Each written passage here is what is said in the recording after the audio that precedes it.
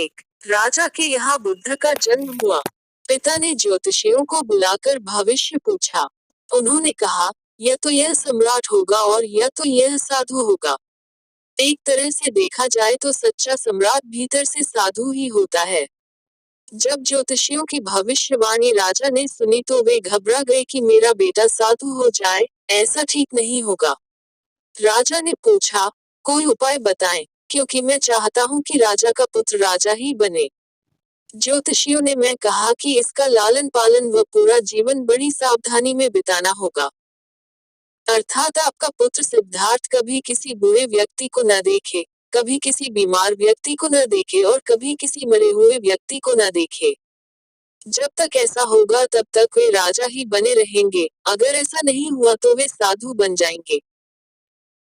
राजा शुद्धोधन ने अपने पुत्र सिद्धार्थ के लिए बढ़िया से बढ़िया, बड़े बड़े महल, अच्छे से अच्छा भोजन, दास दासियां और खाने पीने के सामान आदि वस्तुओं के ढेर लगा दिए। पिता ने पुत्र को सुख सुविधाओं में इतना उलझा दिया कि उसे बाहर का संसार याद ही नहीं आया। शुद्धोधन ने समझ लिया कि अब इतने सुखों के आगे साधु बनने का प्रश्न ही उपस्थित नहीं होता। वे निश्चिंत हो गए।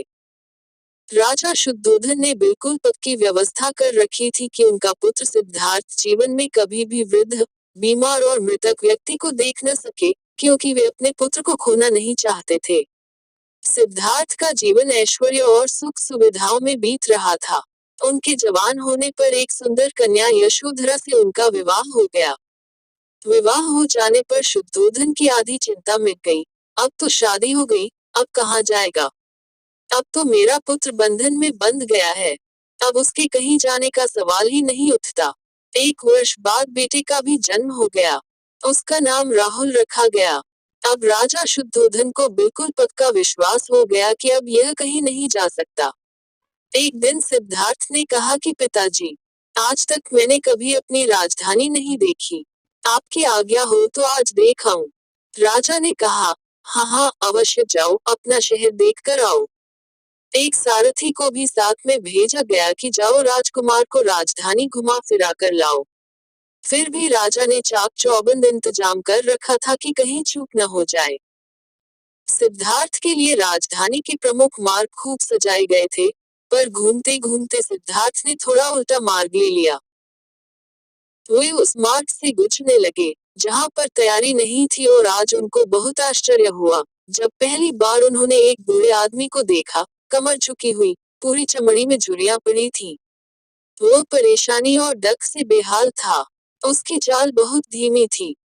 बूढ़े की झुकी हुई कमर को देखकर सिद्धार्थ को एक झटका लगा और सारथी से उन्होंने पूछा, क्या एक दिन में भी बूढ़ा हो जाऊंगा? सारथी ने कहा, हाँ राजकुमार, हर व्यक्ति के जीवन में 3 अवस्थाएं आती है, बचपन, जवानी और बुढ़ापा। एक दिन तुम भी बुढ़ापे की अवस्था में जाओगे। हे राजकुमार, यह संसार का नियम है, चाहे गरीब हो या अमीर, सबका शरीर शिथिल अर्थात बुरा होता है। तो भाइयों, कैसी लगी हमारी आज की वीडियो? अच्छी लगी हो तो वीडियो को लाइक, शेयर और कमेंट करें। अगर आप हमारे चैनल पर नए हैं तो हमारे mister PMBA and story channel को सब्सक्राइब जरूर करें। धन्यवाद।